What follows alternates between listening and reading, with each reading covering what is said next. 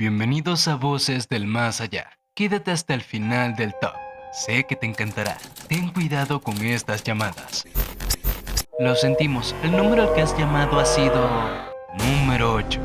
En 2015, el estudiante Michael Andrews de la Universidad de California del Sur dejó su dormitorio con su compañero de cuarto Steve para ir a una fiesta de la fraternidad del campus. Durante el camino a la fiesta, Steve se dio cuenta de que dejó su teléfono en el dormitorio, pero ya se encontraban en el Uber, por lo que no se molestaron en regresar a buscarlo. En un momento de la fiesta, cuando los dos amigos se separaron para mezclarse con otros amigos y conocidos, el teléfono de Michael comenzó a sonar. Era el número de Steve. Él contestó y escuchó la voz de Steve al otro lado de la línea cubierta por una máscara de estática. Incluso entre el ruido de la fiesta pudo distinguir la voz de su compañero diciéndole que regrese a la habitación.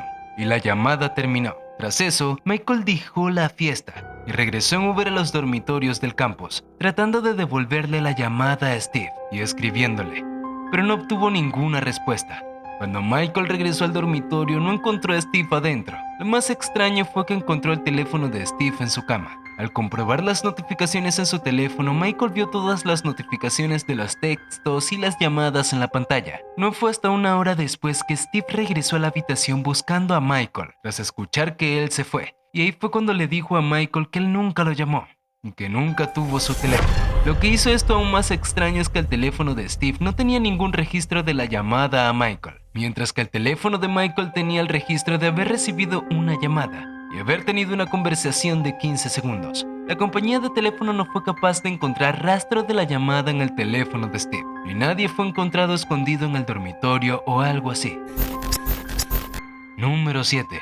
En 1970, Donna Lass, de 25 años, trabajó como enfermera en la estación de primeros auxilios de un casino de Salt Lake Tahoe, California. Un día, el jefe de Donna y su arrendador recibieron una llamada de un hombre desconocido, diciendo que ella estaba lidiando con una enfermedad en la familia y estará fuera de la ciudad por un tiempo. El jefe de Donna sospechó, por lo que contactó a su madre, quien confirmó que la historia era una mentira. El carro de Donna fue encontrado estacionado afuera de su apartamento, pero no hubo rastro de ella por ningún lado. La última señal de ella fue una anotación en su cuaderno, cercana a la última anotación hecha pero sin terminar, como si alguien la hubiera interrumpido. Nadie pudo descubrir dónde se encontraba Donna o la identificación de quien realizó la llamada. El periódico de San Francisco recibió una misteriosa carta 6 meses después. La carta era la última de una larga línea de mensajes encriptados del asesino del Zodiaco. El asesino no hizo ninguna referencia directa de Donna, pero insinuó que había matado y enterrado a sus 12 víctimas en Lake Tahoe. No le tomó mucho tiempo a la policía encontrar la relación entre esta nota y la desaparición de Donna. La carta contenía un montón de posibles pistas sobre el paradero de Donna, pero la búsqueda en el área no dio resultado. Algo complicaba la conexión entre Donna y el asesino del Zodiaco, y eso es el hecho de que el asesino del Zodiaco no era conocido por esconder cuerpos. Así que si él no fue responsable por el paradero del cuerpo de Donna, quien trató de esconder su desaparición permanece en misterio. Número 6. En 2008, el estudiante de 19 años, Brendan Swanson, se encontraba manejando a casa tras una salida de noche, cuando chocó contra una zanja en el camino de grava, en medio de la nada en Minnesota. Conociendo lo peligroso de la situación, se encontró en un predicamento. Probablemente estaba en un cliché de una película de terror. Llamó a sus padres y pidió que lo llevaran, en donde fuera que se encontrara. Sus padres tuvieron problemas para encontrarlo y cuando llegaron al sitio que su hijo les dijo no pudieron encontrar su auto, por lo que pasaron alrededor de 45 minutos tratando de contactarlo.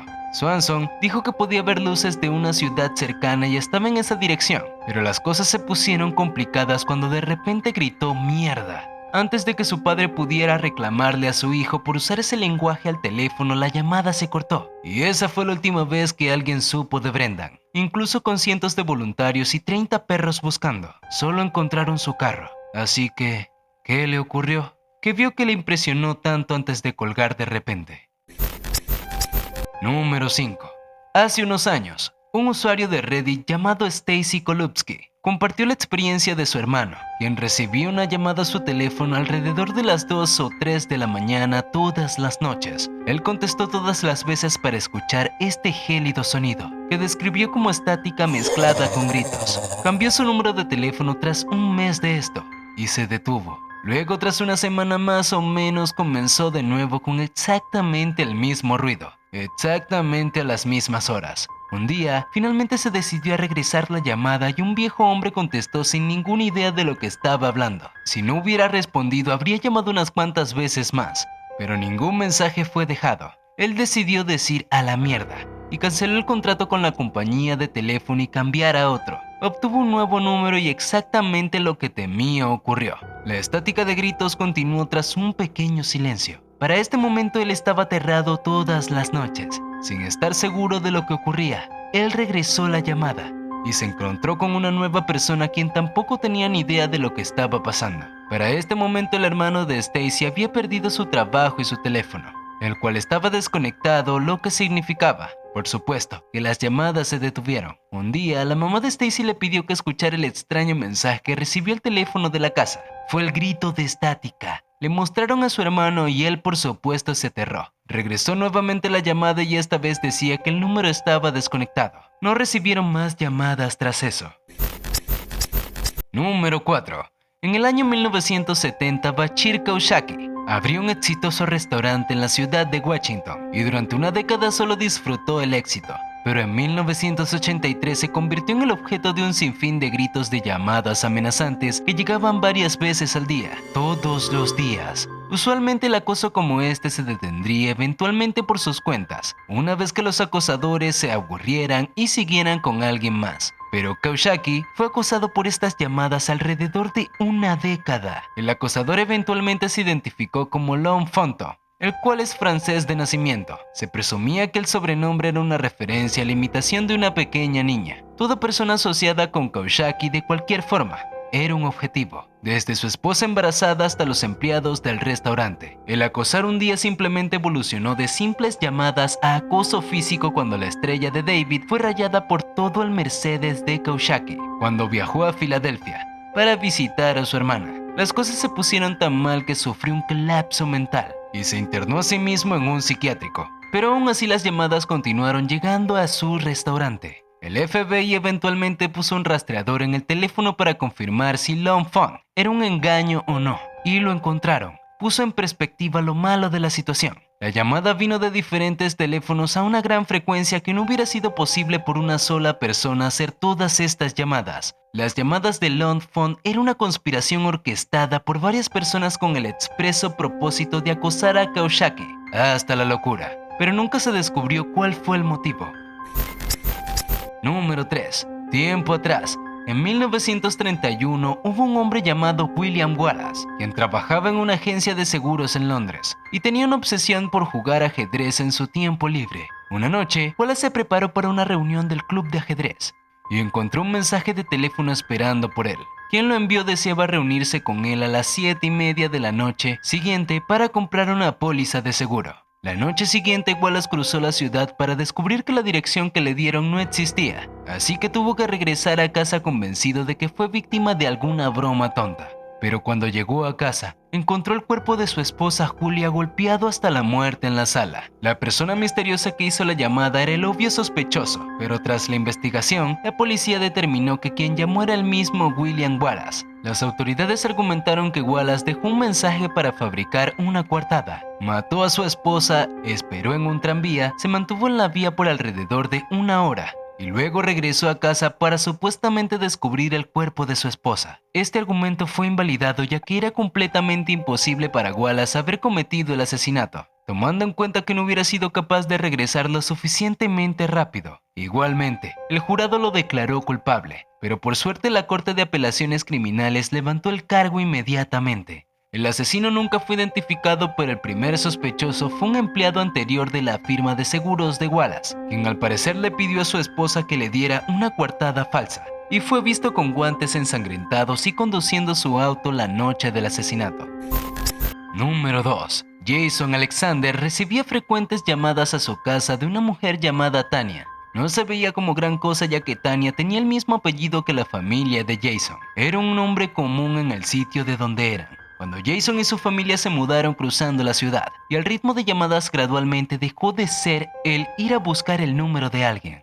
Las llamadas de Tanya gradualmente se detuvieron y tras un tiempo, la familia Alexander se olvidó de la mujer Tanya. fue alrededor de 4 años después que ella apareció en sus vidas de nuevo. Jason iba manejando a casa del trabajo una tarde y fue recibido por un hermoso carro Grizzly estacionado a la vuelta de la casa. 2 carros habían chocado y uno estaba destruido alrededor del poste de señalización, que tenía los números de las casas y las direcciones en él, uno de los cuales era el número de su casa. Varios días después, recibieron una llamada de la policía. Ellos preguntaron si Tanya estaba en su residencia. Su carro se encontró destruido alrededor de un poste al final de la calle de la casa de Jason, y ella no se encontró por ningún lado en el sitio del accidente. Él nunca escuchó nada de ella otra vez. Número 1. En 1965, la joven mujer que estás viendo se llama Judith Hyams. Desapareció de su ciudad natal Coral Gables, Florida. Todos temieron lo peor cuando su carro abandonado fue encontrado en Atlanta con sangre en el asiento trasero. Judith estaba embarazada y recientemente se había divorciado. Ella aparentemente hizo arreglos para hacer un aborto ilegal con un médico húngaro llamado George Heido. Él fue culpado por conspirar para llevar a cabo el aborto, pero pagó la fianza y se fue del país. Tras el caso fue olvidado por un cuarto de siglo, hasta que fue reabierto por una serie de llamadas bizarras. En 1990, el capitán de policía de Coral Gables, Chuck Smith, recibió un mensaje de una radio en Omaha, Nebraska, diciendo tener información sobre la desaparición de Judith. Smith llamó de vuelta al anfitrión, pero este estaba completamente confundido. Dijo que nunca hizo la llamada y no sabía absolutamente nada sobre Judith. Smith pronto recibió otra llamada anónima diciendo que Judith estaba viva en Omaha. Él no sabía nada sobre el caso, pero recientemente había viajado a Omaha a entregar una lectura de la Academia de Policía. Empezó a pensar que se trataba de una broma. Smith recibió una tercera llamada anónima de alguien que decía ser un informante del FBI, quien decía haber pasado tiempo con el Dr. Haidu en Hungría. Ellos incluso dieron un viejo número de teléfono para que lo revise. Smith estaba confundido con tan desconcertante caso. Tomó la historia del show de televisión Misterios No Resueltos. Días después de que el episodio de Judith Hyams saliera al aire, Smith recibió una carta anónima confirmando lo que mucha gente estaba sospechando. Judith murió durante el aborto ilegal y terminó en una tumba acuosa. Bueno, esa es la solución lógica, aunque no cuenta todas las llamadas extrañas. Los que llamaron y escribieron nunca fueron identificados. El doctor nunca se encontró. El cuerpo de Judith nunca fue recuperado. Muchas gracias por mirar hasta el final. No olvides suscribirte y activar la campanita y dejar tu like, comentario con la temática que te gustaría en la siguiente historia. Hasta la próxima.